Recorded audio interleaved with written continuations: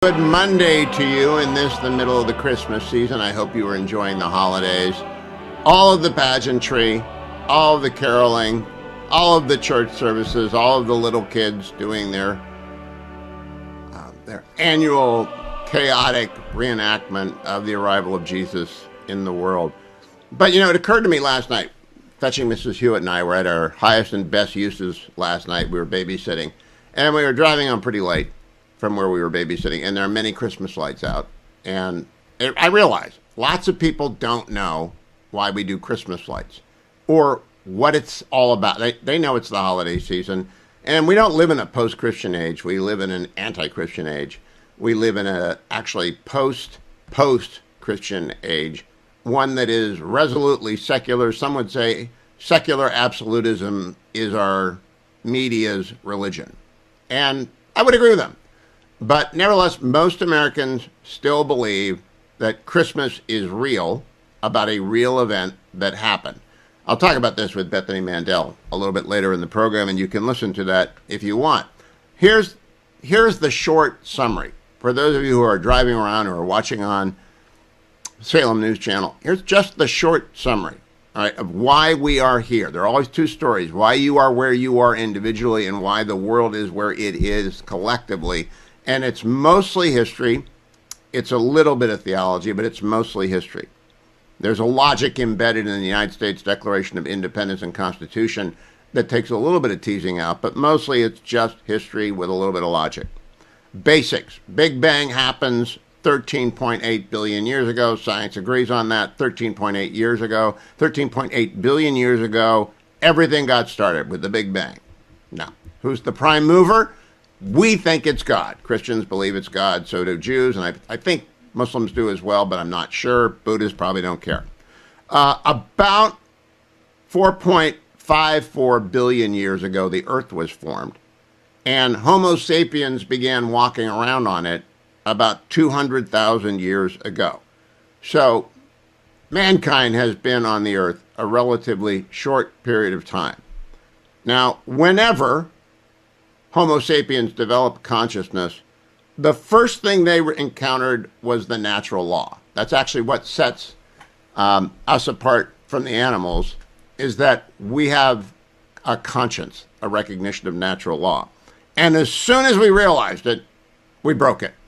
All right, so we are people of free will, and inevitably, every single one of us, me, you, everyone hearing this, we screw up and we break the natural law that is encoded into the universe by the Big Bang's creator, whoever, whatever you want to call that. The Big Bang creator had created a natural law. Inevitably, we screw up. Recognizing that, God, the creator, chose the Jewish people as a chosen people from which to draw a savior of the world that was fallen, suffering, and dark.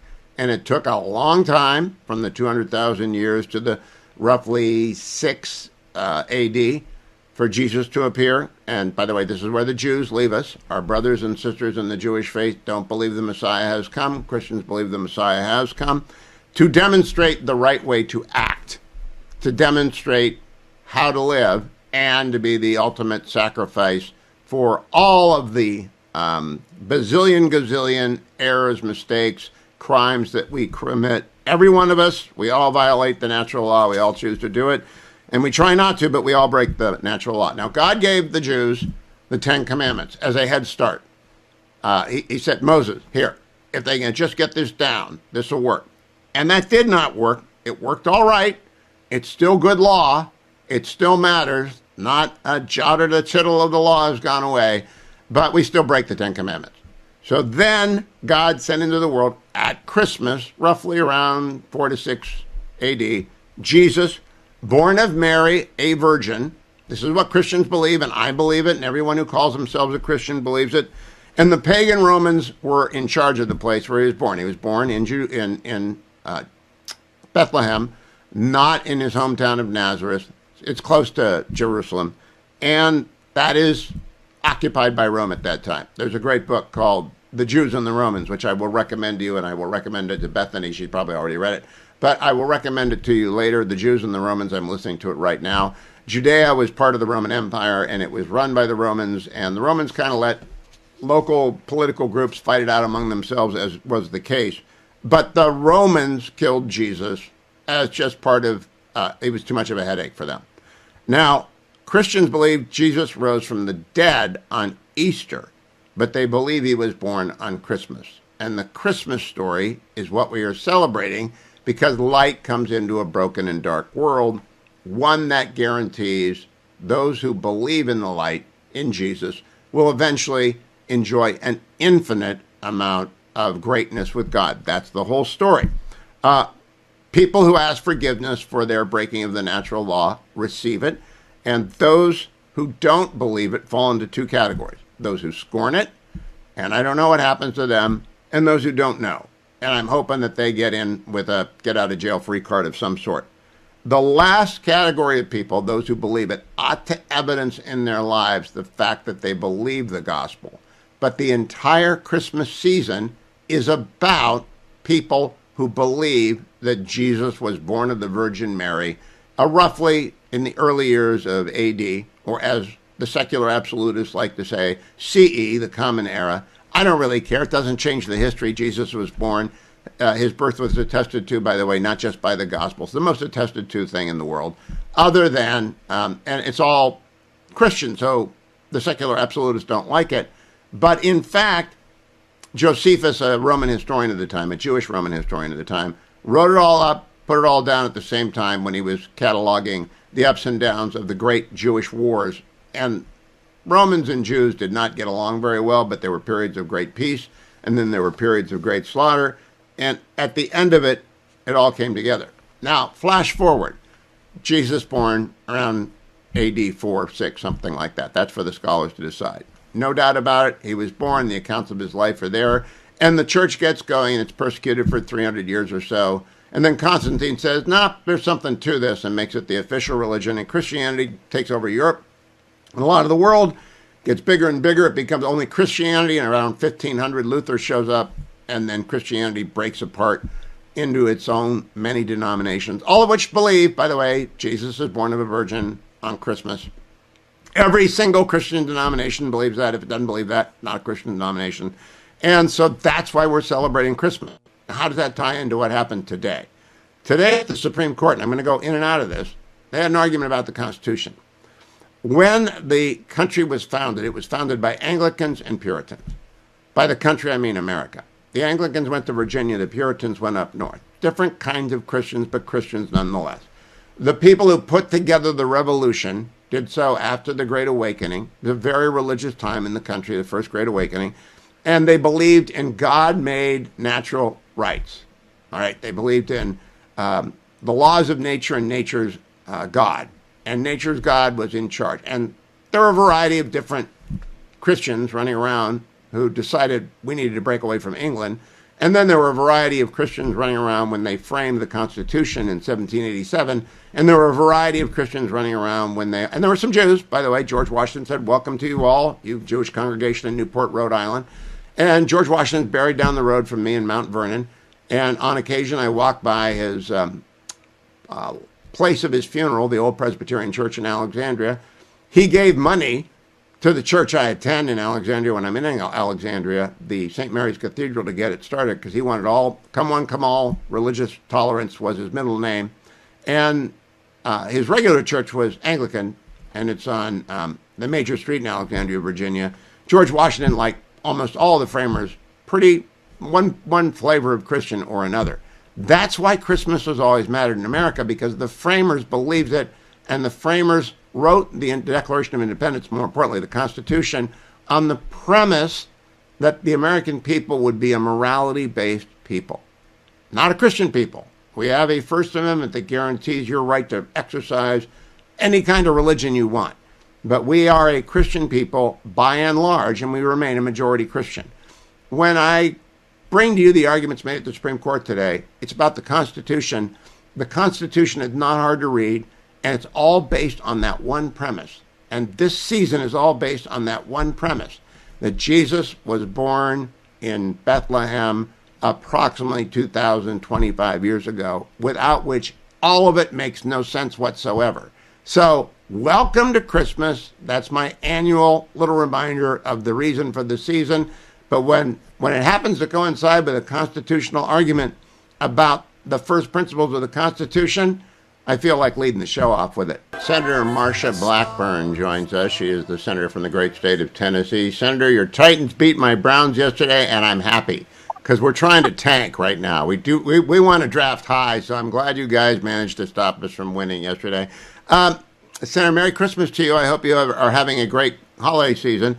Let me ask you about the legislative rush at the end here. Are you going to do something about Obamacare and the fact that there's a handful of people who got really crushed by it? We don't need to give tax credits to everyone, but there are a handful of people that really got crushed by it. Is there some kind of a deal on the table? We are working through that. Senators Cassidy and Crapo are introducing an alternative today, and it has with getting resources directly to the consumer, not to the insurance company. And Hugh, isn't it amazing that the Democrats are the ones that want to keep just funneling money to big insurance instead of focusing on the root cause, which is the out of control cost of Obamacare and the need to look at some of these mandates. I mean, do nuns really need to have maternity insurance? Do people who are teetotalers really need to be paying for alcohol treatment? So some practicality needs to be brought to bear. The cost does need to come down. Health savings accounts are important. Cost saving reductions are important. Some cost sharing on that. And I think that, yes, you're going to see some things brought forward to primarily address the issue of being able to have an insurance product that you can afford. Now, those are things that will affect the price in 26. And then there are other things that we can do for 27 and beyond, like a cross-state line purchase of health insurance. So many people get a health plan. They like their plan. They want to keep their plan. Maybe they or their child have a chronic condition. They want to stay with their doctor. They don't want to be constantly having to change doctors, therefore changing protocols and pharmaceutical formularies for whatever is a chronic condition. So this needs to be sensible. The other thing that we're doing is rooting out the waste, fraud, and abuse that has built up through this marketplace exchange. With the money going straight to insurance companies, what some of the research has found is as many as 6.4 million people are enrolled in the Obamacare exchange but never use it. And many of these don't even know that they are enrolled. And by the way, Obamacare is something that affects 24 million people, including those that are fraudulently enrolled and don't know they're enrolled. And I had someone at church that said, hey, I thought this affected like 100 million people. And of course it doesn't. And when you look at the increase in insurance by an employer and compare that to the massive increases in the Obamacare marketplace, you know something's not adding up. Well, that's it. Obamacare is, to any reasonable observer, a comprehensive and catastrophic failure.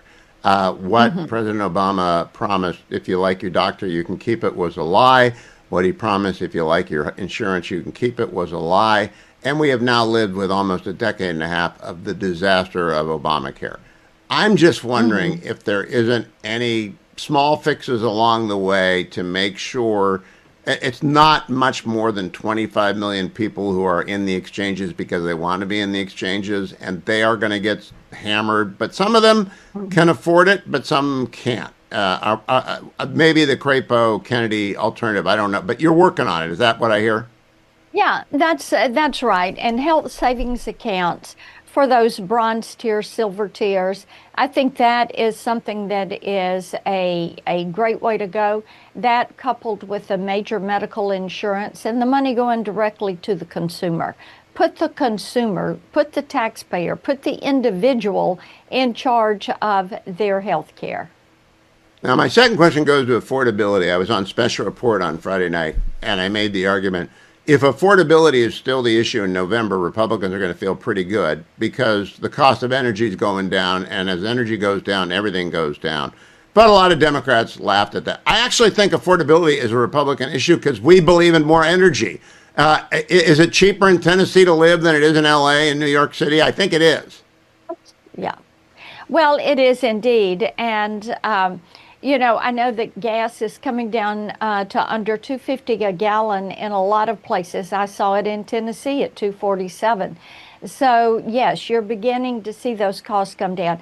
Here's the thing that I find so interesting. You look at some of these leftists that are bellowing into the microphones, and they are just going about how expensive things are. They did this. They're the ones that caused it. Inflation was 9.1%, 40-year high with Joe Biden. They caused this. So now that President Trump has gotten inflation down to around 3%, then they're claiming things are too expensive. Well, the cost of energy is coming down. The cost of food is beginning to come down. You can't turn this ship overnight. It takes a few months to get things heading the right direction. But beginning to see some cost reduction is a very good thing. Beginning to see U.S. manufacturing outputs increase, that's a good thing. Wages beginning to tick up a touch. That is a very good thing. That means we're heading the right direction rather than where we were under Joe Biden and headed the wrong direction with the highest inflation in over 4 decades. So, Hugh, it's not where it needs to be. Things are still way too expensive, but the Democrats and the Biden administration made an absolute mess of the economy. And we're beginning to get that back on the right track. Secretary Bessent is doing a superb job. Well and succinctly said, if the problem is affordability, the answer is never vote for the Democrats. Senator right. Marsha Blackburn, good to talk to you. I'll see you in the new year, if not before. And I'm sure you're going to campaign for governor throughout the holidays. Take a few days off, Senator, but good to see you. And I look forward to having you on often in 2026. That reminds me to remind you, we are only 2 weeks away from Christmas, and we are running our annual appeal to you for Angel Tree. Angel Tree is a ministry of prison fellowship. If you will go to HughHewitt.com, you'll see a banner at the top where if you make a donation of just $30, you will make Christmas become real for every child who's got a parent or both parents in jail. They still want to have a Christmas. They still want to celebrate. They still need your help. If you can call Angel Tree, you can also dial 888-206-2764. You can do it hands-free if you're in your car, but don't do it, please, if you're driving. Wait till you get home. But the banner at the top of HughHewitt.com, every $30 takes care of another child at Christmas. They get a present, they get a Bible, they get a contact with Prison Fellowship, and they get a note from mom or dad about the present that they are getting from far away from the mother or father who still loves them on Christmas morning. That's up to you to decide to participate in. Please do so. The banner is at the top of HughHewitt.com. Big argument at the Supreme Court today. Now, I've been telling you for years. The Constitution was written by farmers for farmers. It was debated by people who were literate, but who were not graduate degreed people, ordinary citizens who could read, write, and think for themselves. Constitution's not difficult. So the argument today is, who does the president get to fire when Congress has enacted a law that creates an administrative agency that's supposed to have 2 Republicans and 3 Democrats, or 3 Republicans and 2 Democrats, that kind of thing. A mixed powers agency. Shannon Bream reported on this earlier today, cut number 18. I don't understand why it is that the thought that the president gets to control everything can outweigh Congress's clear authority and duty to protect the people in this way. But Justice Kavanaugh asked what happens when a president can't effectively carry out his or her agenda because of what a previous administration from an opposing party has done in maybe setting up one of these multi-member agencies or boards, and those members can't be fired by the president. I want to give you a chance to deal with the hard hypothetical. When both houses of Congress and president are controlled by the same party, them creating a lot of these independent agencies with or extending some of the current independent agencies into these kinds of situations so as to thwart future presidents of the opposite party. So to rule for the president, they'd have to overturn a 90-year-old precedent, which is basically been on life support, if we're being honest. But the court's going to consider some of these same questions again. Slightly different framework in January when it wades into whether the president can dismiss a Fed governor. The court has indicated that it sees the Fed as a unique institution because it is quasi-private. Going to be very hard to make that distinction. I'm very glad we're getting back to first principles. Good for the court. Here's a first principle for you. You're running short on time to get presents for your best clients. That means BestHotGrill.com is your go-to person. Now, Best Hot Grill is a sponsor of my show and has been for years. They are made in America. Rhett and Irene are friends of mine. They're friends of Dwayne, and they make the best product. They are, by the way, the very best Christmas gift you can give to your very best client or to your loved family member who doesn't have a hibachi or a small grill, or to yourself if you want a big Solaire infrared grill. They're the very best grill made for today's busy lifestyles because they get so hot so fast, they cook so well. But you can try it before you like it. You can like it before you try it. You can buy it. Let me rephrase that. You can try it before you buy it if you go to BestHotGrill.com and you're buying one of the big ones, because they're more expensive than the little hibachis, and you might want to know whether or not it works for you. And you're going to love it. You're going to end up buying it. You're going to love it because Dwayne's got one. I've got one on both coasts. And you're going to say this is a fabulous thing. BestHotGrill.com. Made in America and absolutely the best in grilling. Don't forget the Rasmussen Fireballs, only available at BestHotGrill.com to decorate your hearth. Let me also tell you, let's save some money for you this Christmas season with Consumer Cellular. ConsumerCellular.com/Hugh. ConsumerCellular.com/Hugh. They also have a phone number. That phone number is, I want to get it right, 1-800-411-4454. 1-800-411-4454. You're probably paying way too much for your cell phone. You are probably paying way too much for the same cellular service you can get for a lot less with Consumer Cellular. And right now, the promo code HUGH will get you your second month when you switch for free. Now, here's something for my 50-plus listeners. 2 unlimited lines for only $60 a month. That cannot be beat. Right? That's $30 a line, 2 different lines. If you got 2 phones in your house, you can keep both numbers. You can keep both sets of data, both sets of contact. Takes about 20 minutes to switch. U.S.-based customer service. All you have to do is call and make the switch. 1-800-411-4454. 1-800-411-4054, or go to consumercellular.com/Hugh. I think you'll thank me a great deal when you make that switch and start saving all that money. Finally, I'm in the Relief Factor studio. Time for me to take my daily relief. It is colder than cold here in the Beltway. So I did not trundle this morning. I wrote a column for Fox, which will be out tomorrow, and we'll talk about it when it comes out. Then I had to catch up on a variety of appointments for when we're back on the West Coast in the new year. So I got my carrying curcumin resveratrol omega. I have no aches and pains, but I take it anyway because there's more babysitting ahead. There is more 3-year-old tree trunk Teddy ahead. There's more bad backs. I'm getting ready for it. No matter what your minor ache and pain is, no matter how often they occur, if you would just try Relief Factor, you'd thank me.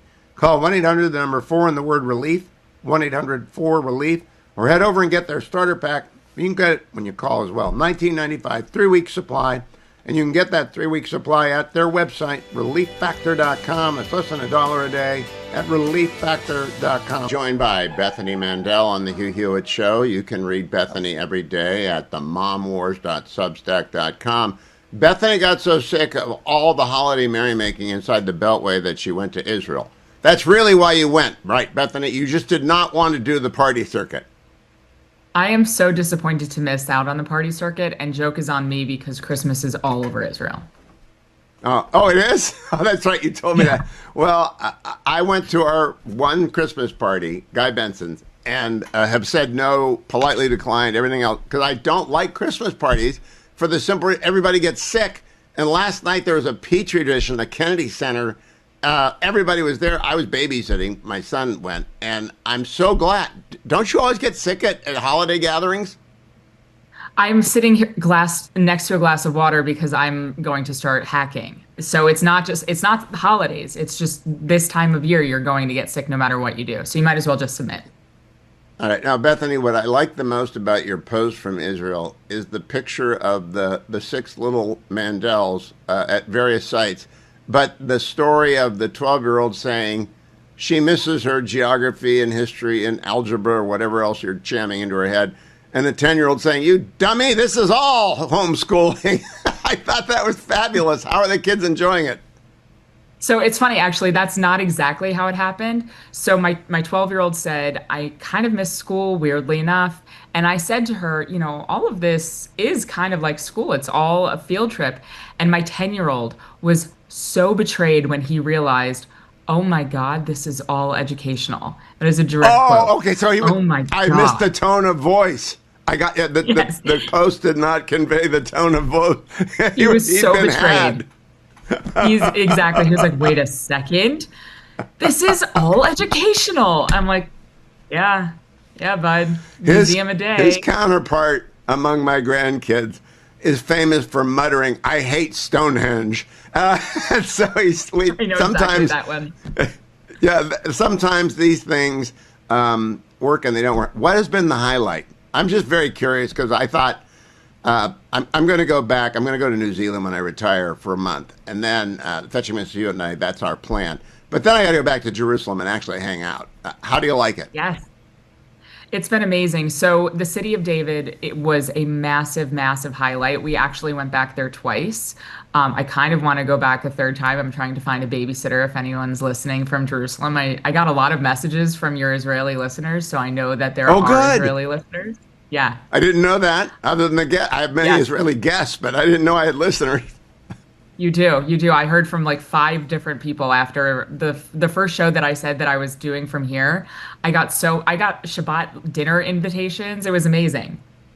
Oh, that is fabulous. That actually made my day right there. I've got my Christmas present for the day. But City of David is great. I have been listening to a book called The Jews versus the Romans. And if everyone in the world were to read this book by Barry Strauss, it's about the Great Revolt in 66 through 70 and the destruction of the Second Temple. We'd no longer have arguments about from the river to the sea. We'd be mad at the Palestinians for failing to do land acknowledgments. Have you ever read this?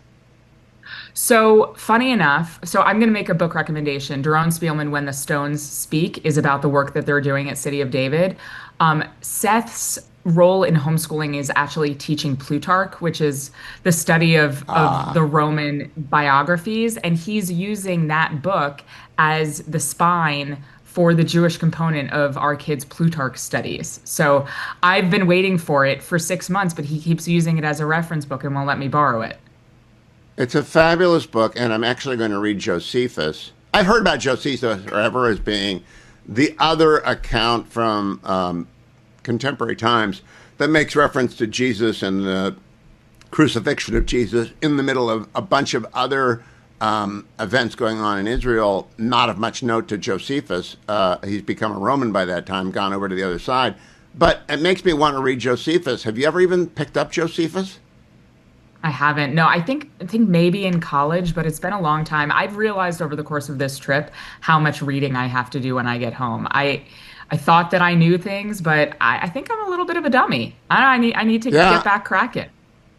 I am actually quite the dummy. When I find a book like this and I realize, how do I not know this? Of course it's part of the Roman Empire, and of course they had more than Pontius Pilate running around and the Romans killed Jesus, for the benefit of those of you who want to turn this into some sort of anti-Semitic diatribe.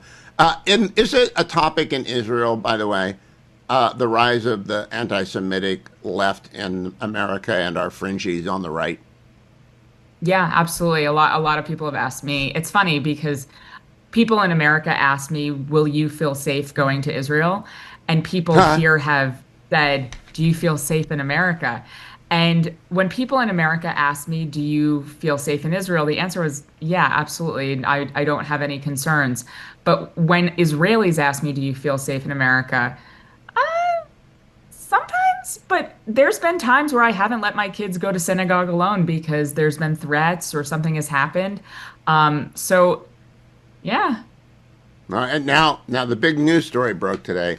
Prime Minister Netanyahu is going to spend after Christmas a week at Mar-a-Lago. I think the music will drive him crazy, number one, and he'll submit to whatever Trump wants because they'll keep playing the Village People. But what do you make of that? A week at Mar-a-Lago with Bibi and Donald. It's a movie. I think it's Weekend with Bibi. I think it's very interesting. It's indicative of a very, very close relationship between the two leaders. I think, as far as Netanyahu concerned, it's a good sign for his relationship with the United States. I have been surprised by the amount of Americana, I guess I can say, I've seen here in Israel. There is a deep, deep love for all things America, and honestly, Trump here.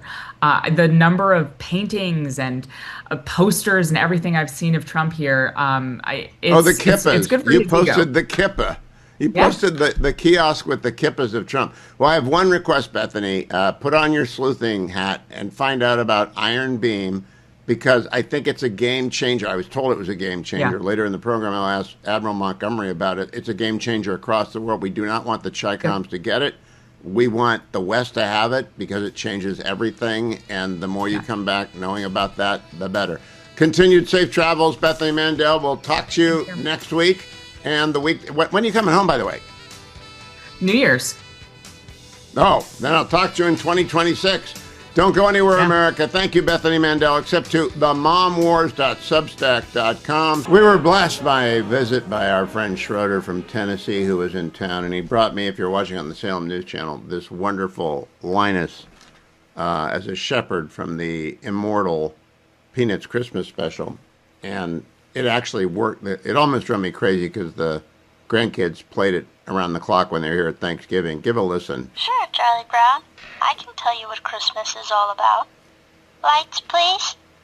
And there were in the same country shepherds, abiding in the field, keeping watch over their flock by night. And lo, the angel of the Lord came upon them. And the glory of the Lord shone round about them, and they were sore afraid. And the angel said unto them, Fear not, for behold, I bring you good tidings of great joy, which shall be to all people. For unto you is born this day in the city of David a Savior, which is Christ the Lord. And this shall be a sign unto you. Ye shall find a babe wrapped in swaddling clothes, lying in a manger.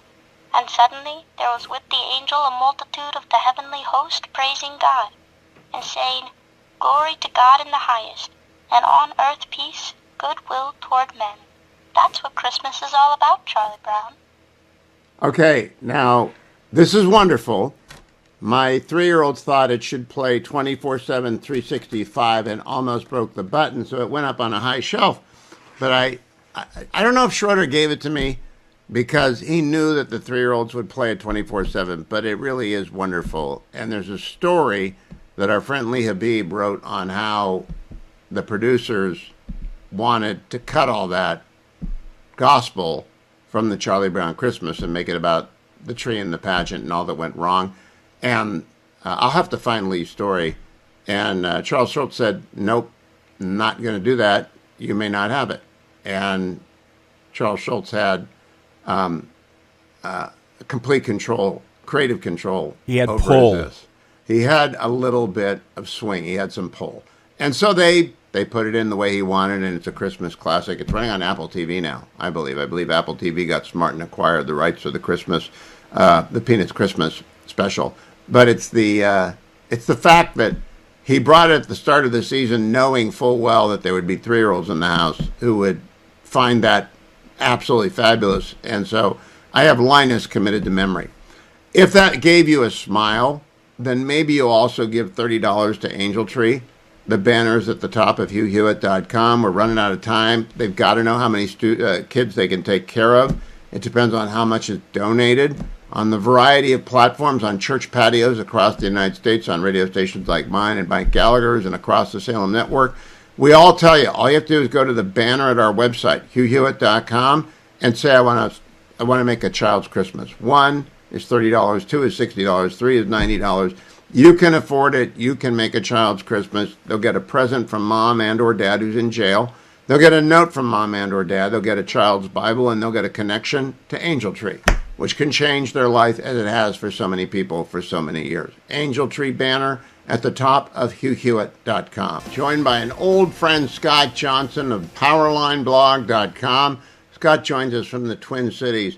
Scott, since your appearance last week to discuss the Somali and Somali American scandal concerning Feed Our Future, I have been inundated with requests for more data, and I have gone without much success for a comprehensive overview of how it got started, when it was first discovered.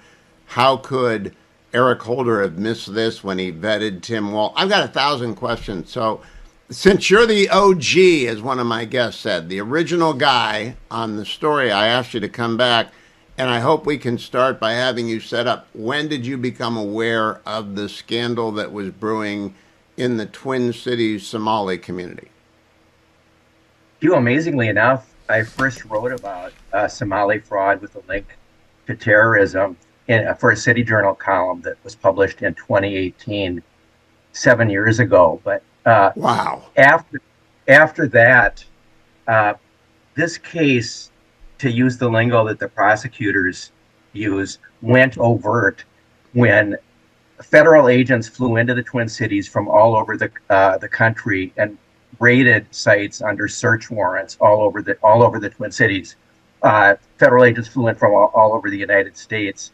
It was a big moment. It was widely reported. The search warrants were sealed until the searches went down. That's when we became aware of this case. That was in January 2022. So the case is nearly 4 years old. Indictments followed. The first set of 47 indictments were announced by Andy Luger, the then U.S. Attorney, in September 2022.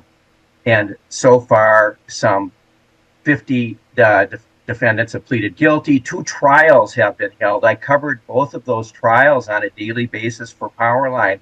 I thought it was an incredibly interesting and important story because of the immigration aspect. We have something like 100,000 Somalis in the state of Minnesota, concentrated to some extent in the Twin Cities. And this fraud was concentrated in the Twin Cities, but also around the state. It's just unbelievable. So I thought it was an incredibly interesting story. And after the second of these trials, which included a white ringleader named Amy Bach, who was the CEO of this nonprofit sponsor of all these Somali sites around the state. Her name is Amy Bach. She was on trial in the second of the 2 trials with one of her biggest Somali fraudsters. After that, the guilty verdicts were returned in that case, which I had reported on, as I say, on a daily basis. I wrote up a column for the Washington Free Beacon about the guilty verdicts, trying to give the kind of overview that you're asking me for right now.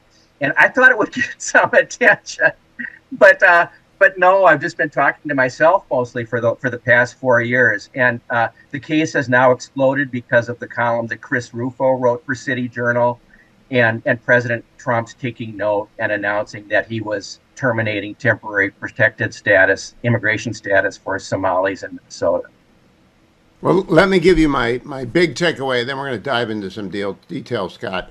I have a column coming out for Fox tomorrow arguing that President Trump has an opportunity to use this moment to turn the searchlight on COVID-era fraud everywhere.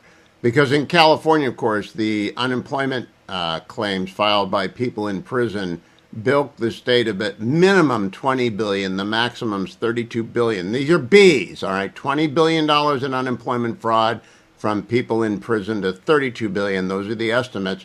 And it never made a ripple. It never dented Gavin Newsom. I am curious what do you think the number is of all the different grifts in Minnesota, whether it's Feed Our Future or the autistic children grift? There are many different grifts that are being investigated. Right. What's the total Right. bilk number in terms of money stolen? In the constellation of the Feeding Our Future cases, the two that have gone to trial, I think there's a number of $300 million of those that have been submitted to a jury. But one of those frauds remains to be prosecuted to its full extent. That's from another nonprofit. That might get us up to $450 or $500 million. But the Feeding Our Future cases, and there have been 87 indictments in those cases opened a window onto another set of frauds in 14 so-called waivered programs in Minnesota Medicaid. And they appear to be virtually invitations to fraud that were accepted by a wide swath of the Somali community. And those, the most knowledgeable person in the state of Minnesota is the chief prosecutor of these cases, Joe Thompson.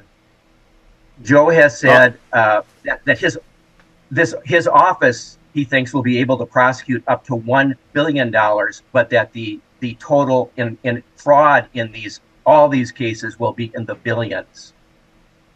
The United Scott, long ago, a guy named James Fallows, who used to be a pretty good reporter, wrote a story on pathway immigration, how one immigrant group would put down a stake. In this case, it was, I believe, people from Guatemala in the stores of Houston cleaning, and then others would come and the community would gather around it. You've got a large Somali community in Minnesota. There's another large Somali community in Portland, Maine. Those are the two places that, for whatever in the wisdom of the federal government, we decided to plant refugees from Somalia in the Twin Cities and Maine. Would you expect, as a good lawyer who studied this case, that the practices of the corrupt in Minnesota will have transferred to the corrupt Somalis in Maine? Because there's no headlines yet. I'm just curious what your instinct is. In that column that I wrote for the Washington Free Beacon about these cases, I said that this is what you get when you cross a third world tribal culture with a corrupt democratic establishment.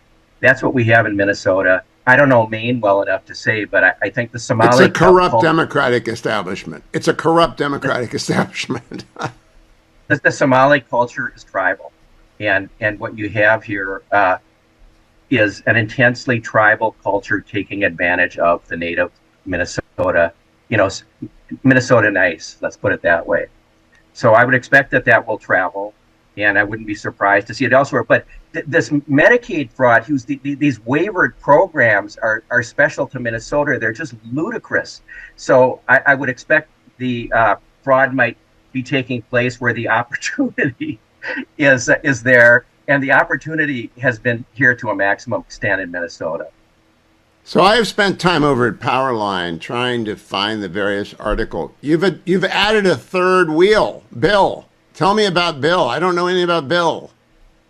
Well, Bill is a former deputy commissioner from the Tim Pawlenty administration, a very knowledgeable guy, and he's a fellow at the Center of the American Experiment. My colleague, longtime colleague at Powerline, is John Hinderaker.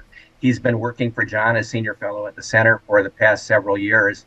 And Bill has taken the subject up in a methodical way. He posts both at Center of the American Experiment site and at Powerline. And if you want to get into the details, there's nobody better than Bill, and he's very well spoken to boot. Well, I think I'm going to have to read the details. And my next question is, after you submitted your piece to the Free Beacon, did anyone ever... I've read the Rufo piece with the second author. I can't think of his name right now. Thorpe. It's somewhat, yeah, Thorpe. It's somewhat comprehensive, but it isn't really. It's limited in time and scope. Has anyone done a deep dive into how vast the corruption is in Minnesota, and not just in the Somali community? It would seem to me that anyone with a brain would take advantage of these programs. Well,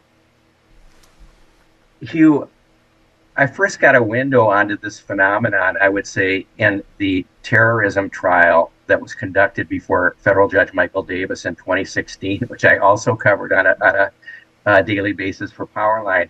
There were 9 Somalis charged with material aid to terrorism as they sought to join ISIS in Syria. And these guys were turned on by the prospect of chopping heads and joining the jihad. The 6 of them pleaded guilty. The 3 who went to trial, at the trial that I covered, were so sophisticated and looking at the seams to take advantage of financial aid to promote what they wanted to do. One of these guys, his last move was to take his student loan debit card and cash it out for $500 to buy a ticket to Turkey. It was unbelievable. Wow. I mean, did you know you could use a debit card for your student loan? Well, I learned that covering that trial. So I had some insight about the sophistication in finding the seams in these programs for, let's say, their private purposes. But they're worst actors. I'm going to talk with Scott during the break, and he's going to be on the other side, because I think my suggestion to President Trump is that he actually throw a searchlight on the COVID era giveaways, because my guess is where we found one giant nest of corruption, we will find others. Scott Johnson of Powerline. You can read Powerline blog at powerlineblog.com. Scott, what role, if any, did Tim Walz and Keith Ellison, the governor and the attorney general, respectively, of Minnesota, have in turning their heads the other way so as not to see this corruption? Well, it's probably a little bit worse than that. Bill Glahn, from the second of these trials, these Feeding Our Future trials that I'm referring to, Bill got the audio recording of Keith Ellison meeting with the fraudsters. And they were seeking his help in fighting back against the forces that they thought they were contending with, that were trying to put a crimp in their program. And Ellison, vowed his support and blah, blah, blah, blah, blah. You have to hear it to believe it. It's a 45-minute recording. So Ellison was at the least guilty of nonfeasance and at worst guilty of complicity. And his office did a pitiful job representing the Minnesota Department of Education when they were sued by Feeding Our Future, the sponsor of the fraudsters. It was a pitiful performance. That's all I can tell you. And so when push came to shove, they gave up. They gave Feeding Our Future everything they wanted in that lawsuit, and went on their merry way. And when this thing became a scandal, that was in 2021 that lawsuit was resolved by agreement with the Attorney General's office. When this thing became a scandal in 2022, Tim Walz blamed the judge for forcing him to continue to make these payments. And that was in September 2022 when the indictments came out. And the judge, Hugh, issued, I would say, an extraordinary public statement that is posted online. His name is John Guthman, Guthmann, refuting Walz's attribution of blame to him. And you have to read the whole thing to believe it. I had a Joe Biden moment last week when we were talking, when I was trying to remember my Wall Street Journal column about Walz. I quoted that statement of Judge Guthman in the Wall Street Journal column, trying to make a point about the dishonesty with which Walz has dealt with this program on the few occasions when he's been asked about this fraud program, the few occasions he's been asked about it. Last question before we go back on the network. Is anyone other than Powerline following the story in Minnesota? It's now got national attention, and Fox News, others are diving deep into this. But is the remnant of the Star Tribune, is Minnesota Public Radio, is anyone digging into it? You got 30 seconds before we go back on air. I greatly admire the local reporter Lou Raguse, R-A-G-U-S-E, at our local Care 11 broadcaster. Lou posts fact-checking videos on his X site. And he has one today taking up the question of how much was lost in these frauds, which refutes a Star Tribune story we should really talk about. How do you spell his last name? R-A-G-U-S-E, Lou, L-O-U, Lou Raguse. Excellent. I posted his video on Powerline just before I came on with you. All right, we will go repost that shortly. Scott, in tomorrow's Fox News column, I point out that when Kamala Harris became the nominee of the Democratic Party, she appointed a committee of two, Eric Holder and former White House counsel Dana Remus. Eric Holder, of course, the former Attorney General, to, quote, vet the nominees who could be her running mate. They vetted and cleared Tim Walz. Was that malpractice on their part, given the record that was known in the summer, during Bratt's summer in 2024? Well, that was the gist of the Wall Street Journal column that I wrote the day after Harris selected Walz. And I don't understand how they landed on him. There were better candidates out there. He wasn't even, a good politician. With the jazz hands and the whole thing, he became kind of a laughingstock. But that was aside from this. This scandal didn't make it into the national news during the campaign, and yet it was out there for anyone with eyes to see. So I find that a hard question to answer. I don't know how he passed the test. You'd think they really have nobody if they landed on him. Well, this is what brings me to the next step.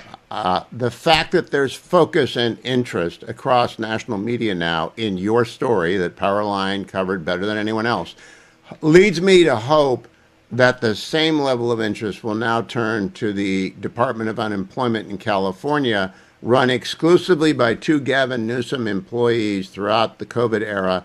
And the fraud there is between $20 and $32 billion, given there are hundreds of cases because there are hundreds of little prisoner groups inside the prisons who filed for and got unemployment COVID benefits.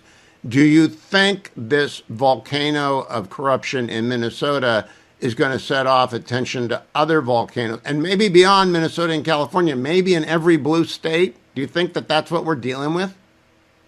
Well, it would take someone with the public relations genius of Chris Rufo, I'm afraid, to make that happen. But hope springs eternal. I hope you can do it, Hugh.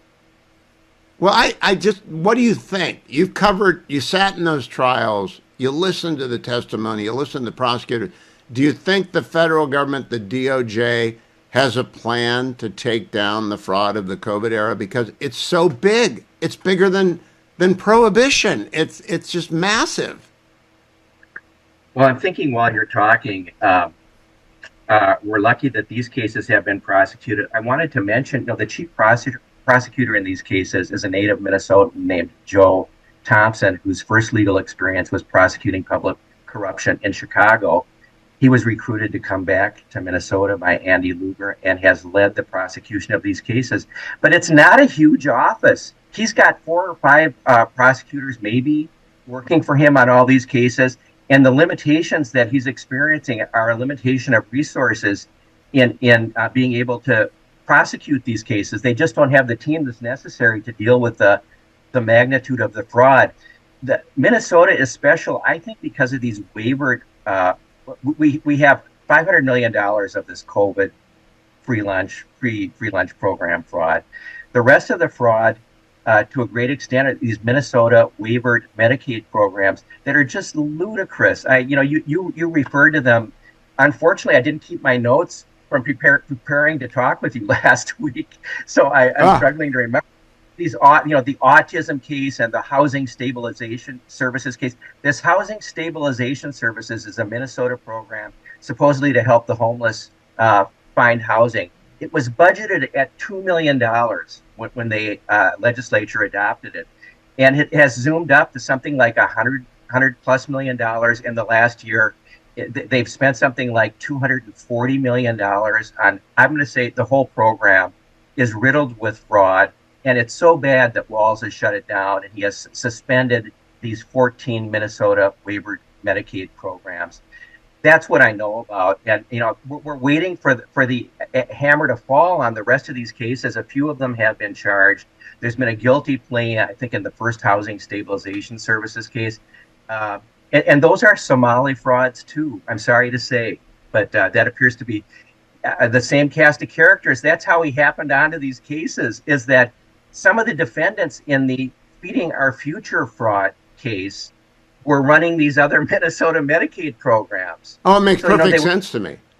Of course they would be. It's like asking Babyface Nelson, why did you rob banks? And the answer is because that's where the money is. Well, why did you defraud the Minnesota state government? Because they didn't care. But I'm working on the theory that blue state corruption is not unique, that bureaucracy are greatly afraid of the charge of racism. That's what I think is underlying the indifference to the fraud here. Do you agree with me, or is it more sophisticated than that? I can tell you that in Minnesota, that's 100% the case. When Feeding Our Future brought that lawsuit against the Minnesota Department of Education, which was administering the free food program, the charge was racism. This Amy Bach had recruited a large cast of Somali fraudsters, and when the axe was going to fall, when the axe could have fallen, if anyone at the Minnesota Department of Education had driven to one of these fraudulent sites and seen nobody there, they cried racism. And they recruited Keith Ellison to help them on that basis. They were being persecuted because they were a minority. And Hugh, one thing I didn't mention last week when we spoke, I mean, we've seen things in these cases that we've never seen elsewhere in Minnesota. And the first Feeding Our Future case involved 7 defendants. Several of them got together at the end of the case and had $200,000 in cash to be dropped off at the home of a juror whom they had identified as possibly sympathetic to them. And thank God the juror called the local police and the FBI got involved that night. But juror bribery, that's a new one out here in Minnesota, Hugh. And that's how that first case ended. I give the folks prosecuting these cases a little bit of grief that they didn't scoop up all the cash with search warrants, because these folks had enough to try to bribe a juror, but it didn't work. And one of the 7 who was acquitted at that first trial is involved in the juror bribery and is going to go to prison in that case. So thank the Lord as well that he's not going to go scot-free. Well, kudos to you, Scott W. Johnson, and to your colleagues at Powerline. I will continue to check it daily for updates. Don't overlook the fact that a comprehensive write-up by the 1, 2, or 3 of you of a timeline, etc., would be of great use to everyone going forward, because it's just a very confusing story. And every time I go around another corner, I'm just astonished that it happened in Minnesota. Good old nice Minnesota, where everyone opens the door for each other and it's hot dishes for all around. I can't believe it. But what it makes me think about San Francisco and LA crime and fraud, that gives me shivers. Scott W. Johnson, follow him on X. Go to powerlineblog.com and get smart about this case. I'm glad that City Journal's following up on it, but the OG is the guy I'm talking to, Scott Johnson, and I appreciate your time, Scott. I'm reminding everyone, Angel Tree is underway. We only have a couple of weeks left to get as many presents to as many children who have a parent in prison as possible. Angel Tree is sponsored by Prison Fellowship. We welcome on the show every year because they're so good at what they do, which is bring Christmas to children who have mom and or dad in prison. They find a present that the child wants, they buy it, they get it to the kid, along with a note from mom or dad, a Bible, and a connection to a ministry that could change their lives. It's really the best $30 you can spend. Best $60 or $90. It takes about $30 to take care of the present, the Bible, the visit, all that stuff. It's one of the most effective ministries in America. Please be as generous as possible. Head over to HughHewitt.com and find at the top of the website the banner for Angel Tree, or you can call 888-206-2764, 888-206-2764. Let me also, at this moment, tell you that we had a great argument today at the Supreme Court about the power of the president over the administrative branch. Justice Gorsuch got into a conversation with Amit Agarwal, who was representing those who, on behalf of the entire administrative state that doesn't exist in the Constitution, but believes that they are indifferent to the president's authority, cut number 1. So even some quintessentially executive functions, in your view, are not vested in the President of the United States? Yeah, I would not say that. I would not put it in this. I would not say that they're. Yes, I would say they're not. You have to say yes to that based on what you've just given They're not us. constitutionally committed to the person of the president and to his sole and exclusive discretion. I don't know where he went to law school, but if I was his con law professor, I would be very deeply embarrassed. Cut number 20, Solicitor General John Sauer responding to a question from Justice Alito. Cut number 20. Lip service to it, even though its heart was far from it. It's been suggested that if we were to rule in your favor about the Federal Trade Commission, put aside these other agencies, just about the Federal Trade Commission, which is the issue that's before us, the entire structure of the government would fall. You want to take a minute to address that? The court in, I think, Free Enterprise Fund or Seal Law talked about these kind of predictions of doom, and the sky did not fall when the removal restrictions were removed from the CPSC and the PCAOB. So also if the FTC, the MSPB, the NLRB are made subject to political process and the political discipline of being accountable to the president, the sky will not fall. In fact, our entire government will move towards accountability to the people. Thank you. Agree. And one more from S.G. Sauer, cut number 21. Humphrey's executor stands as an indefensible outlier from that line of authority. It's holding that federal agencies can exercise quasi-legislative and quasi-judicial powers that form no part of the executive power has not withstood the test of time. That holding was gutted and refurbished in Morrison, but this court correctly rejected the refurbished version as providing an amorphous test with no limiting principle. Respondent now proposes a third update to Humphreys, which this court has already rejected as making no logical or constitutional sense. Humphreys must be overruled. It has become a decaying husk with bold and particularly dangerous pretensions. It was grievously wrong when decided, and cases from Morrison to Trump have thoroughly eroded its foundations. The court has repudiated Humphreys' reasoning and confined it to its facts, but it continues to generate confusion in the lower courts, and it continues to tempt Congress to erect, at the heart of our government, a headless fourth branch, insulated from political accountability and democratic control. As Justice Thomas wrote in Selah Law, Humphreys poses a direct threat to our constitutional structure and, as a result, the liberty of the American people. And as Selah Law held, the modern expansion of the federal bureaucracy sharpens the court's duty to ensure that the executive branch is overseen by a president accountable to the people. Bravo, Solicitor General Sauer. End of case. Overrule Humphrey's executor, and yes, it applies to the Federal Reserve, or it ought to. Let me tell you about Concertas for lower health care costs. Their website is pharmawindfall.com. If you listened to Marsha Blackburn with me earlier, there are some efforts to fix the collapse of Obamacare, which is ongoing and catastrophic. Republicans are leading the way. That's good. What's bad is Big Pharma is already dispatched legions. It's like Avengers Assemble. The Big Pharma lobbyists are parachuting into the Capitol grounds with bags of promised contributions in the future, all legal. I'm not calling them crooks. They're just lobbyists. They're very good lobbyists. They got pharma windfalls on 3 or 4 different occasions, billions and billions and billions of dollars to Big Pharma. No more. No more pharma bailout. No more free money. Head over to their website. They're a great sponsor. I approve every sponsor that is on my program, and I love these folks. PharmaWindfall.com. It'll tell you all about how to stop another giveaway to Big Pharma. PharmaWindfall.com. Don't wait another day. Get in the game. PharmaWindfall.com.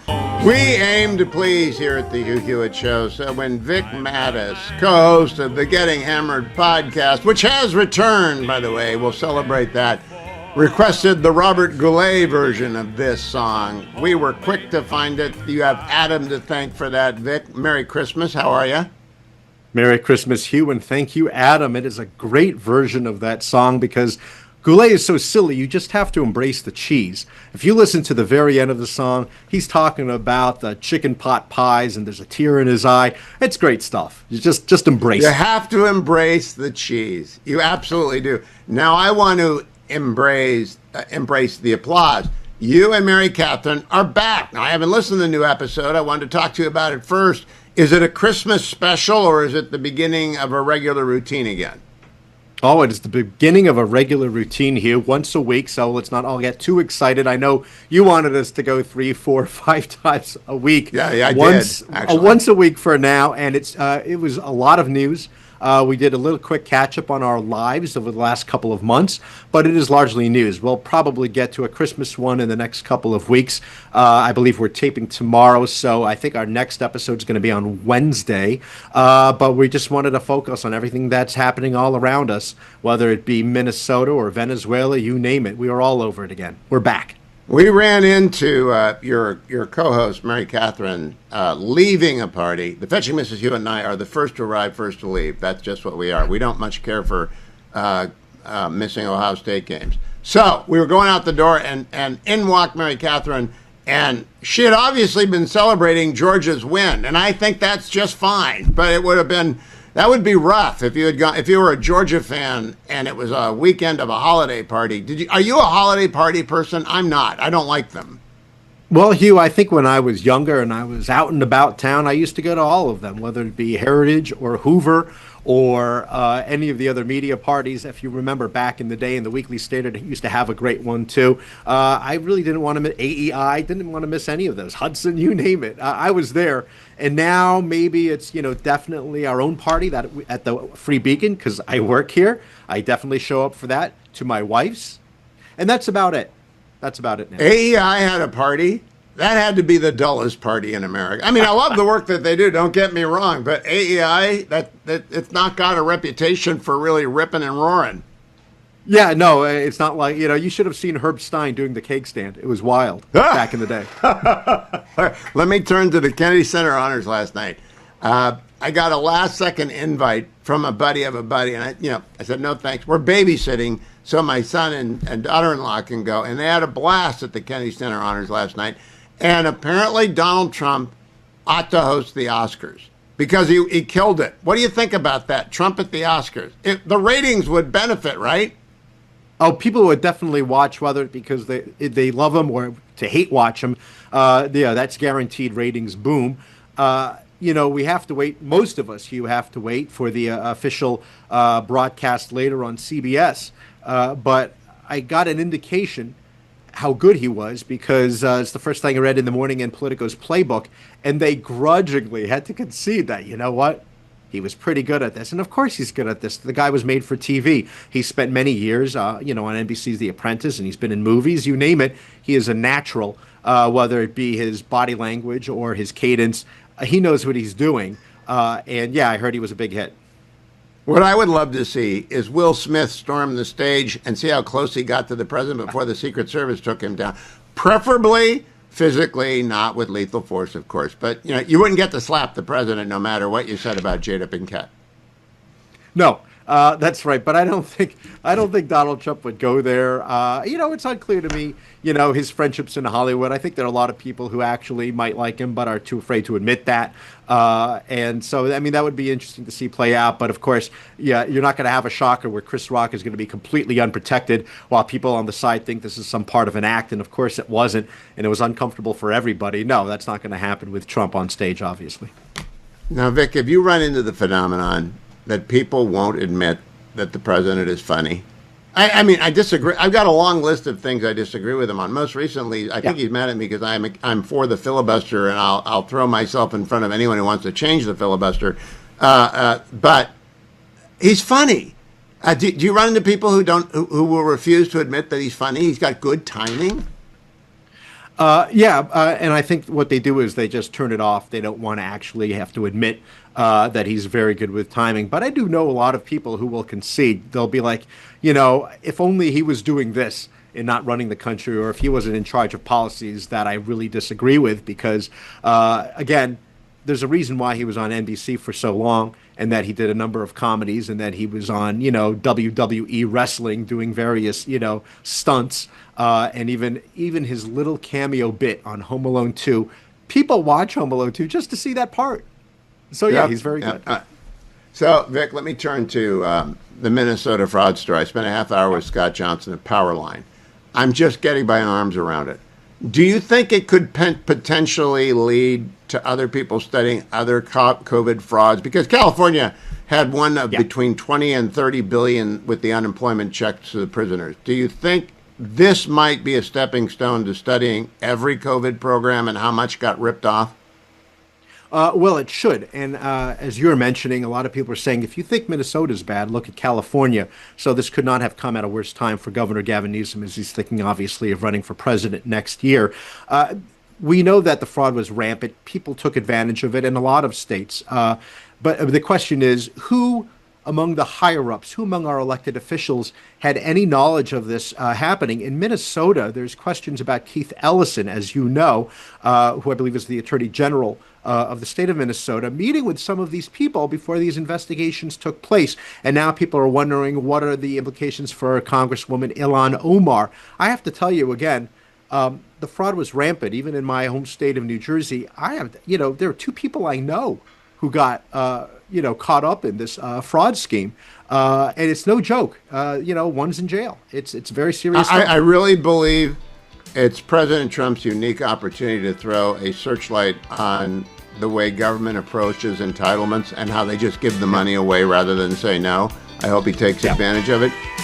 Talk to you next week, Vic. The new edition of Getting Hammered is available wherever you get your podcast, and we're very pleased that they're back on a weekly basis at Getting Hammered. Mary Catherine Ham and Vic Mattis. I'm in the Relief Factor studio. Want to remind you, I took my Relief Factor already today. Here's the starter pack you'll get for $19.95 if you call 1-800, the number 4, and the word relief. 1-800-4-RELIEF. I take it every day, and the reason is, as you get older, you're going to get aches and pains, and as you exercise, you will get them as well. And they are minor. Most people reach for the Tylenol or the Advil or the aspirin. Those aren't good for you long term, especially not for your liver with a couple of them.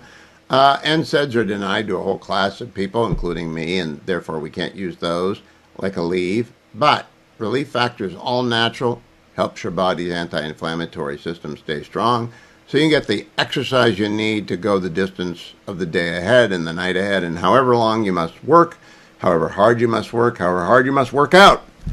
Relief Factor works, so don't forget it. Go and get your Relief Factor today. 1-800, the number 4, and the word relief, or find that starter pack, $19.95, less than $1 a day, at relieffactor.com. I want to show you a little bit of B-roll from the Ohio State-Indiana game on Saturday night, cut number 16. If we can roll that, it shows the most blatant. On the left side, then he's just dragged down. No idea how a flag doesn't come out. No idea how a flag didn't come out on that. They got the first down. Look, I don't care. I'm glad for the Hoosiers. They're going to get something. They got a trophy. Ohio State had won 30 games in a row against Indiana, and they lost 13-10. And I'm very happy that Fernando Mendoza got a chance to make a post-game comment on the game, cut number 17. Oh, congratulations, Indiana, the Big Ten champs. How does that sound? It sounds so beautiful. I want to give all the glory to God. We were never supposed to be in this position, but by the glory of God, the great coaches, great teammates, everyone we have around us, we were able to pull this off. Whoever thought the Hoosiers would be here, but now the Hoosiers are flipping champs. Let's go. You guys call yourself a character young man, going to go probably number 1 in the draft, probably the best quarterback in the draft, and he's going to have to keep that character high because he's hoarse. He's been yelling in a stadium that was raucous and loud. That's why he sounds that way. He's lost his voice, been shouting at his teammates. But it's a big win for Indiana, and we're glad that they got that. And I'm actually kind of happy that Ohio State gets to go down to Texas to beat Texas A&M, which I assume will beat Miami in the first round. Ohio State gets a bye. They're still ranked number 2 in the country, as is right and proper.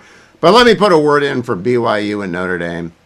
The two schools, BYU and Notre Dame, got screwed by the inclusion of Tulane and James Madison University. Now, God bless James Madison University and Tulane.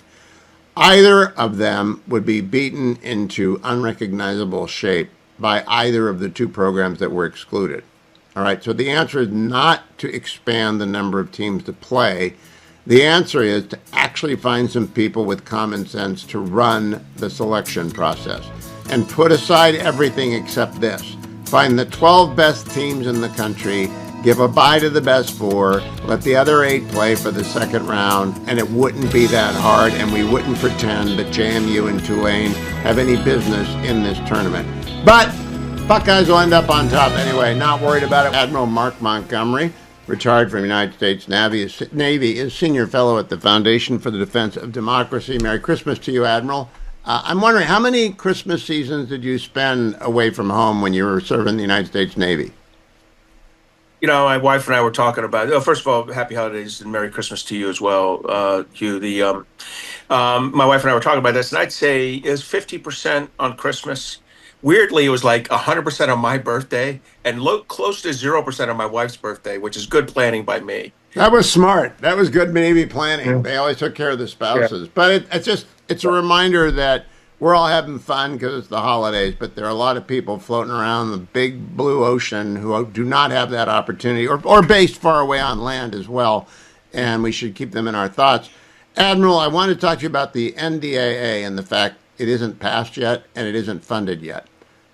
Can you talk about why that is crazy? I think it's crazy that we're in this situation. What should the American public think about this?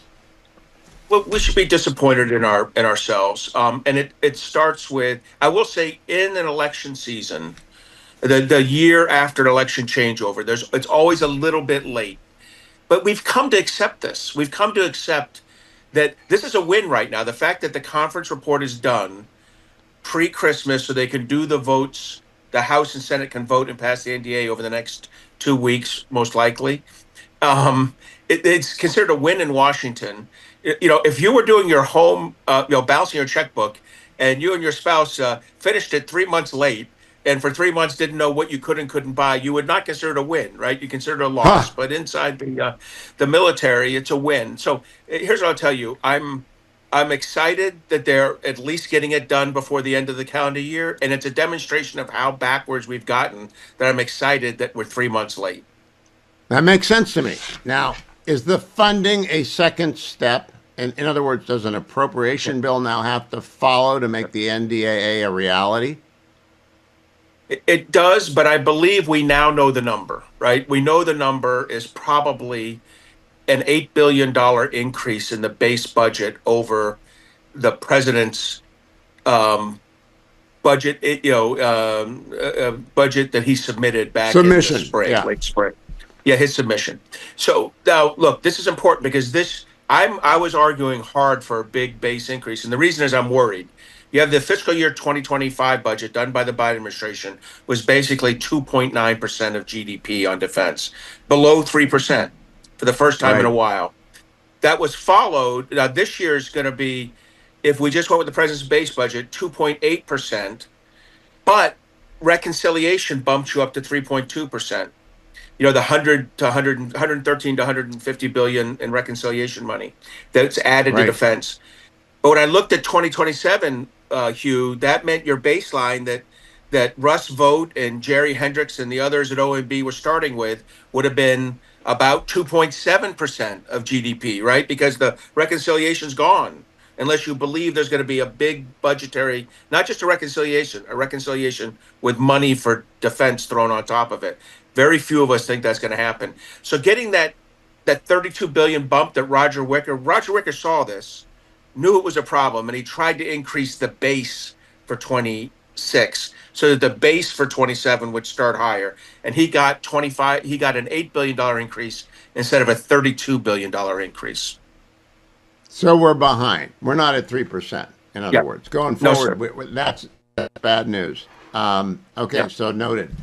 Tell me something about the likelihood of our being able to acquire and deploy the Iron Beam rapidly. Because to me, that's such a game changer. We ought to have Prime Minister Netanyahu was down at Mar-a-Lago in December for a few days. I hope they're just talking about Iron Beam, which can become Golden Beam in President Trump's world. But we want it. So right now, the U.S. Army, U.S. Navy, and Israeli forces are all building very short-range directed energy weapons. I think Iron Beam's probably, because we put a lot of money into it in the Israeli supplemental 18 months ago or 16 months ago, that $12 billion supplemental had quite a big chunk for Iron Beam in it.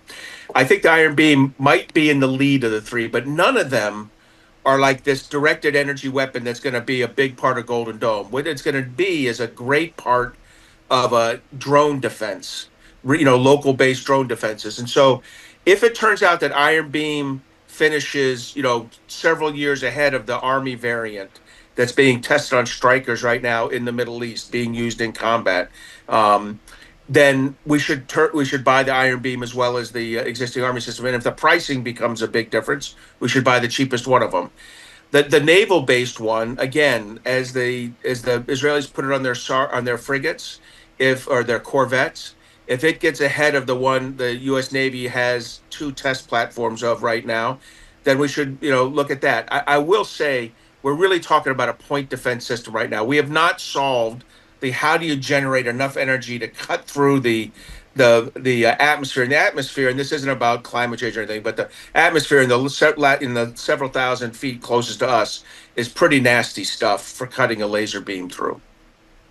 What I'm most concerned about in my layman civilian world is, can we surround our deterrents with this? In other words, can we put them around the missiles? Can we get our shipyards where the Ohio class are being repaired and made, and where the carriers are? Can we surround them with something that will protect them? Does this system do that if it's deployed there? So what's going to attack our bases in the United States is probably not small drones, right? Because now look, that can happen. You still have to have it. Operation Spiderweb by the Ukrainians showed that you need to have localized base defense against small things.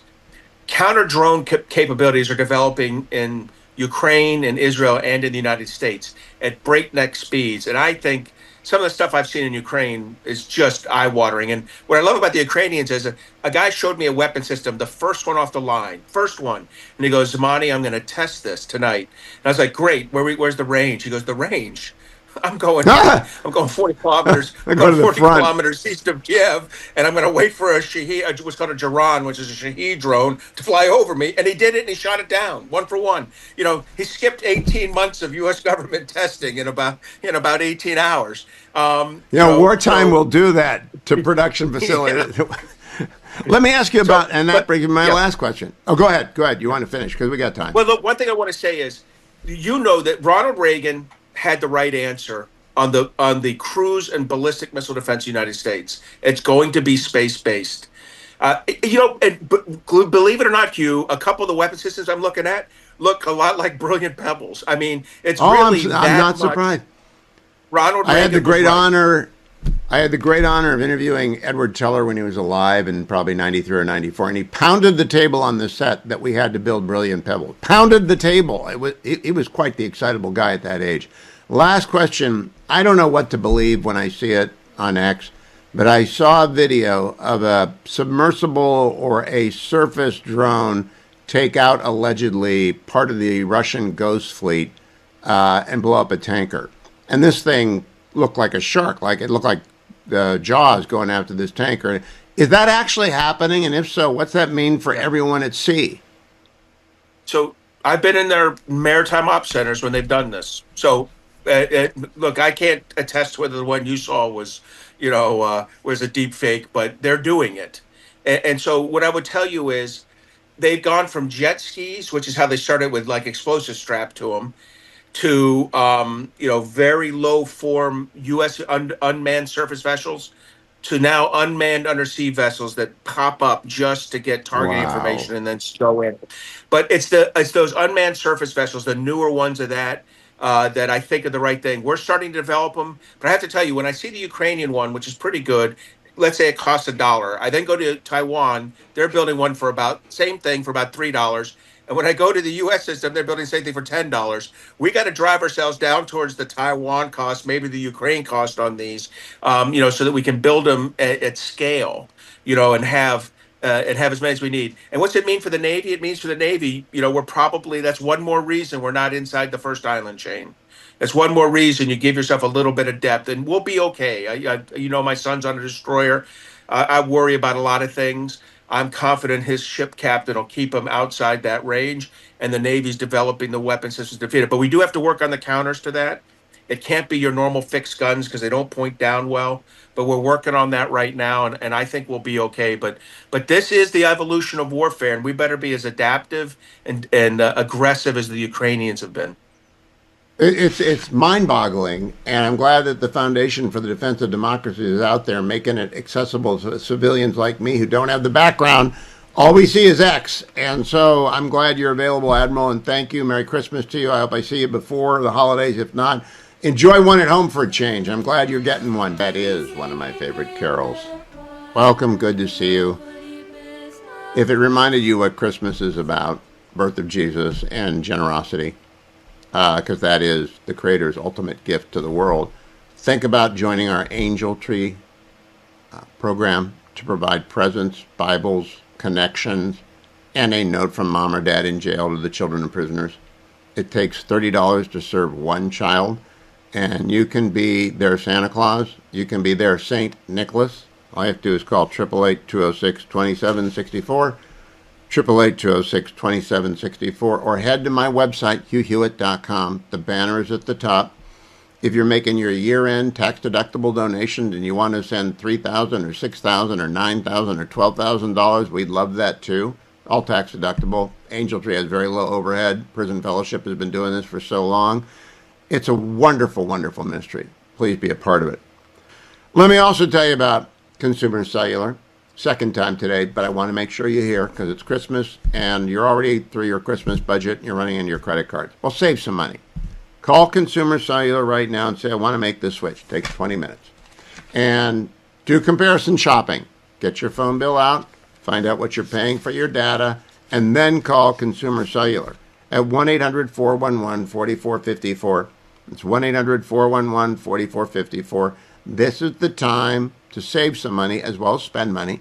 And you will save money, especially if you're 50 and older, with Consumer Cellular. You can get 2 lines of unlimited data for $60 a month. And if you use my code, Hugh, H-U-G-H, either when you go to consumercellular.com/Hugh, consumercellular.com/Hugh, or you call 1-800-411-4454, use that magic name, Hugh, H-U-G-H. You'll get your second month for free. So you'll be saving money.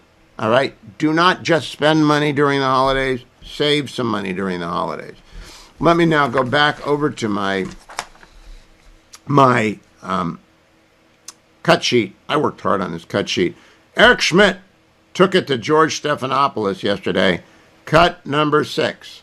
What do you mean you're not familiar with the facts and circumstances of the pardon? It's been well reported all across the country. He's the former president of Honduras. He was convicted of conspiring to bring in 400 tons of cocaine into the United States, also guns and other materials. It's been front page news across the country. Aren't you curious about that? Well, I'm curious about your pushback on that particular point. With your previous guest, you had zero pushback because he's giving the Democrat talking points like you spew every single week, which is probably why your ratings are so bad. But to make the point, what I'm saying is that you're... That's enough. I just want you to hear that. Meanwhile, Senator Cotton was with my debate colleague, Kristen Welker. I like Kristen quite a lot. We had great fun at the debate. With Lester, who is retired, Kristen gets into the drug boat issue with Tom Cotton, and Senator Cotton says this in response to her question, cut number 4. But are you comfortable having the United States target a boat in which you have not seen evidence that it's actually heading to the United States, that it's an imminent threat? Any boat loaded with drugs that is crewed by associates and members of foreign terrorist organizations that are trying to kill American kids, I think is a valid target. I'm not just comfortable with it. I want to continue it. I'm not just comfortable with it. I want to continue it. That is media training 101. Right? Don't back off when the legacy media echoes the standard narrative from the left. These must be bad. Trump is doing it. No, we're not only comfortable with it, we want to blow up more drug boats. And let the drug boat drivers beware. Good for Senator Cotton.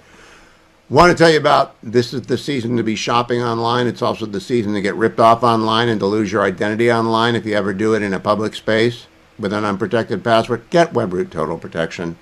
Go to webroot.com/Hewitt. All right, Hewitt. It's not my first name, it's my last name. Webroot.com, H/HEWITT. WebRoot Total Protection is available there right now. Webroot.com/Hewitt. Now, everyone doubts that they're going to be a victim. But when you're a victim, you'll wish you had done this. Right now, 60% off WebRoot. All-in-one protection costs less than $75 only at webroot.com/Hewitt.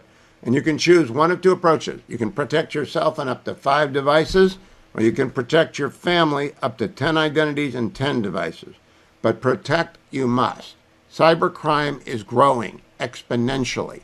They're getting better and faster, and before you know it, you'll lose what you've got and you'll be an unhappy camper. So go to Webroot right now, webroot.com/Hewitt, and save 60%. Starts at less than $20 with my exclusive offer, webroot.com/Hewitt. And I'm in the Relief Factor studio.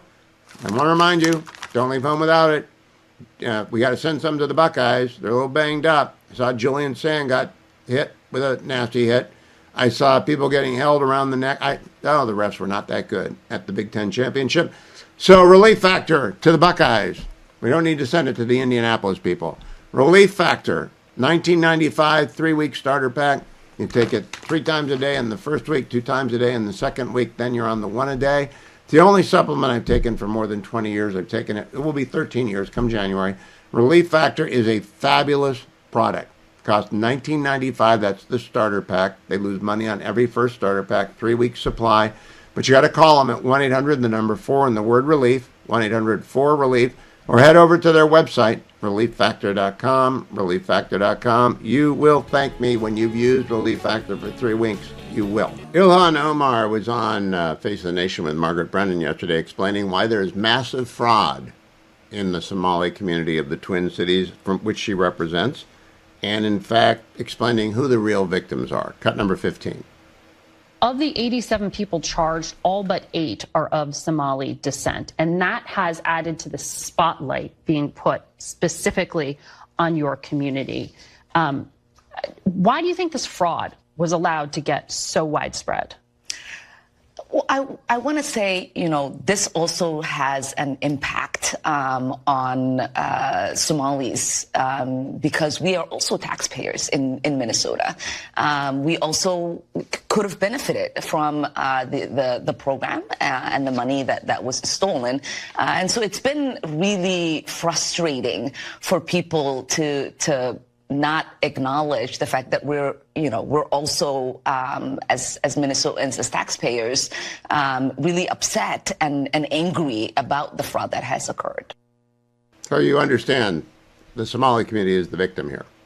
Thank you, Ilhan Omar. Treasury Secretary Bessent was also on Face the Nation with Margaret Brennan. Cut number 10. A lot of money has been transferred from the individuals who committed this fraud, including those who donated to the governor, donated to Representative Omar, and donated to A.G. Ellison. But they've been transferred to something called MBSs. And those are... Mortgage-backed security? What do you mean? Sorry? Transferred to what? These are money the Bureau services, and they are wire transfer organizations that are outside the regulated banking system.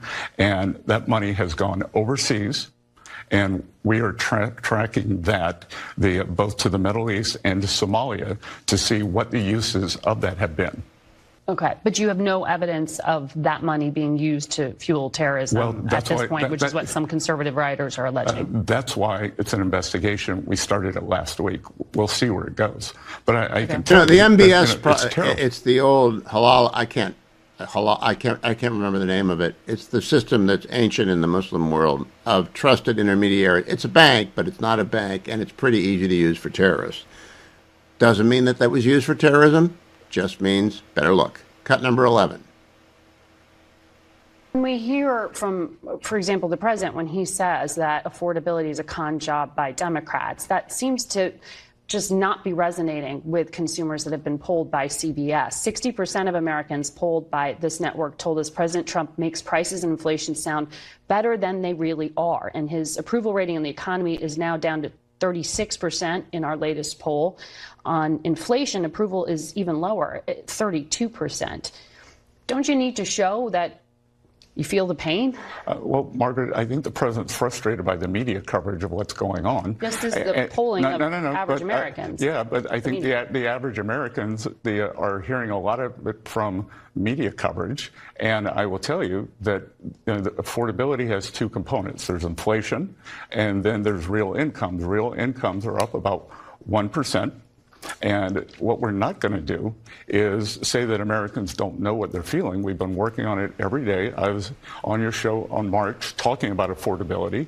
We've made a lot of gains, but remember, we've got this embedded inflation from the Biden years where the Biden year inflation got up to 9%. On Friday, the month before, 2.8%. Gas in Fort Worth, Texas, $2.44. I mentioned that on Special Report. Affordability. I hope affordability remains the issue, because the answer is more and more and more and more energy produced in the United States. Prices will come down as energy becomes more abundant. Of that, I am certain, because I did take EC10, and more supply means lower prices. It is that simple. Democrats don't get it. I do get it. Let me also say, if you missed the interview with Scott Johnson about the Somali fraud, it's now been posted at my YouTube channel. And I would encourage you, when you go to watch it, and to send it to people. Pretty comprehensive. Scott's been covering it since 2017. The request I have from my Christmas present is that you like and subscribe. We're now at 99,600 subscribers. 99,600 people get pushed to them the YouTube videos we put up. Now, I don't overwhelm you. I do between 2 and 4, maybe on a big day 6. And they're not usually very long. Today's a little bit longer. And the podcast is different from the YouTube subscription. But if you'll just Google Hugh Hewitt and YouTube and go there. I also have it posted on my Facebook page, which you can go find, Hugh Hewitt Show, Facebook. But I'd really like you to subscribe. I'd really like to cross the 100,000 mark and engage the algorithm so that the best interviews and the best of every day's program, like today's interview with Scott Johnson about the Somali fraud in the Twin Cities, gets out to more people, powered by an algorithm that notes when you trick over to 100,000. All of a sudden the algorithm says, oh, good, let's send that everywhere. So 400 of you people, please go to the YouTube channel for Hugh Hewitt, like and subscribe. In the world of journalism, there's political journalism. I do that. And then there's sports journalism, and I don't do that. I'm just a fan. Doug LeMarie does sports journalism, and in fact, Bill and Doug's show is the highest rated individual team Substack show in America. And you can look at it if you go to billanddougosu.substack.com, and you'll never turn back. The Bill and Doug show is fabulous, but usually heavy on the OSU. Today, though, Doug, I got a question for you, because I've been pounded by people who knew you were coming. Were Notre Dame and BYU screwed? And you're the guy to ask that, because you know it. You probably got incoming. Were they screwed? So they were led on. We talked about this on a show today. I said Notre Dame kind of got ghosted, right? And it's not, I think, in the end, I think it is the right decision. But what the playoff committee did, it's a group of people, Hugh. And I was thinking about this. Imagine if the NFL playoffs had a show where they play all year, and then they're like, we're going to have a show to decide who gets in. A committee's picking who gets in the playoffs. That playoff show would do a gazillion rating, right? That's what college football does. Yep. Notre Dame was in all year. And then for the last rankings, they flipped Notre Dame in Miami, because Miami had beaten Notre Dame during the regular season, but the whole time they still had Notre Dame ahead of Miami. But then when it counted, they flipped them. So Notre Dame is mad. Their AD has come out. Notre Dame turned down a bowl game. Was the decision in the end wrong? I say no. And I say this as a person who picked Notre Dame to win the national title in the preseason. And I think right now, Notre Dame's one of the 4 best teams in the country right now. But they lost their first 2 games. Your resume matters. Your resume matters, Hugh. You can't throw games away just because they were a long time ago. So I think the correct decision was made, but I understand why Notre Dame is mad, because the perception got thrown off, right? The process of the decision-making wasn't great, but the decision, I think, in the end was correct. So Doug, explain to me. I really want to understand that. If you think Notre Dame is one of the 4 best teams in the country right now, how should a system be constructed so that they don't get left out? And how is it constructed that they were left out? Yeah, it'd be one of those, and like we talked about it all year at the NFL, Q. The Chiefs lost again this week. They're 6-7. They're out of the playoff mix right now. They're probably not going to make the playoffs. If the Chiefs do make the playoffs, they're probably would be one of the 4 teams that people would pick to win the Super Bowl. But just because you have talent and just because you play well, that's not what it's about. It's about what the scoreboard says. Otherwise, we're just doing a talent accumulation. So I think you have to be judged by how good you are, but the scoreboard, your record, is an indication of how good you are. And so Notre Dame, they lost 2 games in their first two tries to good teams. Then they won 10 straight. None of those 10 wins were against a team currently ranked in the top 25.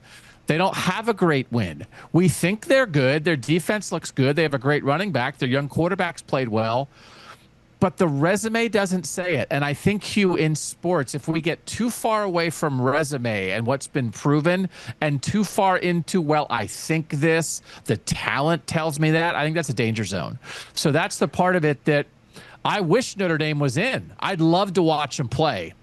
In the end, I think their resume is a tiny bit short.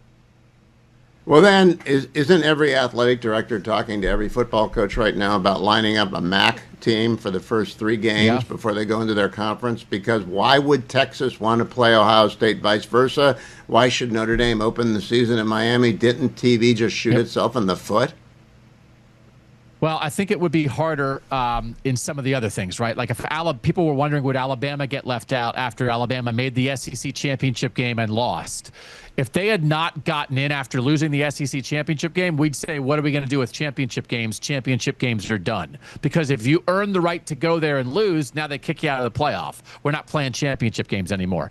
Vanderbilt is 10-2. They also didn't make the playoff. They have 2 good losses. They don't have a great win. They didn't play anybody in the non-conference who was so good. So I still think you do get credit.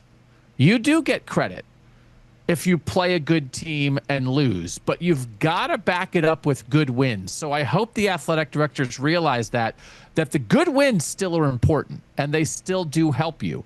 And in the end, probably what would have helped Notre Dame, it's not that they wound up losing to 2 playoff teams, Texas A&M and Miami. All right, we lost to 2 of the top 12 teams. Why didn't we get in? You know what? If you had 1 more top 25 win, you'd probably be in. You could argue that Notre Dame's problem is they didn't schedule hard enough. And they're an independent. They're doing the whole schedule on their own. They're picking their 12 opponents. You schedule 5-10 years ahead, so you think this team's going to be good, and then they're not that good, right? So some of it's not your fault. I think in the end, it's not necessarily about that they lost to good teams. It's that they didn't play enough good teams. So if they were 2-2 against good teams, they're in. They're 0-2 against good teams, they're out. So should Notre Dame join a conference? I mean, it's the great conversation. Pete Pavakwa, their AD, said today, like, this just makes us realize we're staying independent because, you know, they'd rather fight for themselves. They're mad at the ACC. They have an agreement with the ACC as a conference that they play 5 ACC teams a year. They have other associations with the ACC, but they're not in the ACC in football all the way. Well, Miami's in the ACC. So over the weekend, before the committee made their announcement, the ACC network, which is a specific network, they played the Notre Dame Miami game every hour. They kept playing the Notre Dame Miami game. Look, remember, Miami beat Notre Dame. The ACC came out against Notre Dame for the team in their conference. Notre Dame's now mad at the ACC. So it's one of those things. When you're in a conference, you have a conference to fight for you. But when you're not in a conference, you only have to answer to yourself. So on some level, some people would say, join a conference. This is your own fault. On the other hand, Notre Dame's saying, you know what? No one's going to look out for number 1 other than us. This is proof we're never joining anybody. All right, last quick question, Doug. We got 30 seconds. You're a Heisman voter. I am. Is it tough for you? Is it difficult? Do you have an easy choice? I know what you said, but you weren't supposed to say it, so I'm not going to say it. So if I told you right now, they're announcing the Heisman finalists, 4 Heisman finalists announced on ESPN between 6:30 and 7 o'clock tonight. The ballots were due at 5 p.m. If I told you right now who I voted for in the Heisman, a poison dart would hit me in the neck, shot by someone from the Heisman Trust. I will tell you, it was not a difficult choice for me, at least for number 1. All right, Doug Lesmerises, always good to talk to you. We'll talk to you, and we'll talk about Texas A&M and Miami, the Buckeyes' eventual opponents. But go to BillAndDougOSU.Substack.com to get the best show on college football. BillAndDougOSU.Substack.com.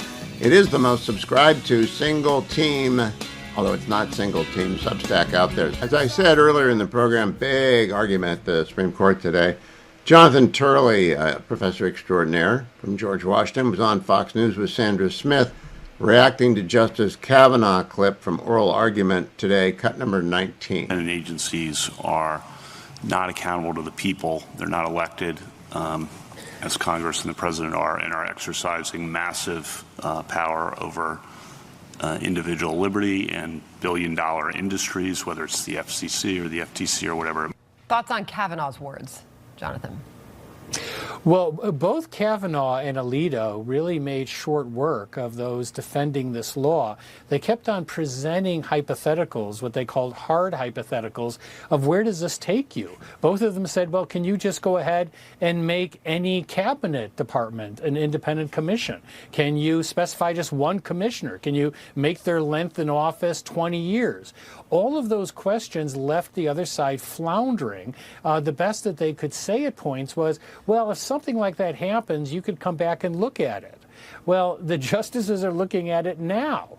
And one of the things that should be unnerving is that those justices that normally form an alliance in these cases with the left of the court were not there today. Chief Justice Roberts really stomped on Humphrey's estate and said that it was basically a desiccated or dried up precedent. Justice Barrett said these commissions don't look anything like what existed at the time of some of these earlier cases. So that's not a good omen if you want Humphrey's estate to live to 91. It's also a good omen of a good decision. This is not a hard question. There is no independent agency in the text or the amendments of the Constitution. It grew out of a bizarre case, Humphrey Executor, and we just ran with it, and Congress got away with it, originally with the Interstate Commerce Commission. And I teach this every year. I've taught admin law, and I always say this is all premised on a fabrication that Congress can do this. Congress cannot do this.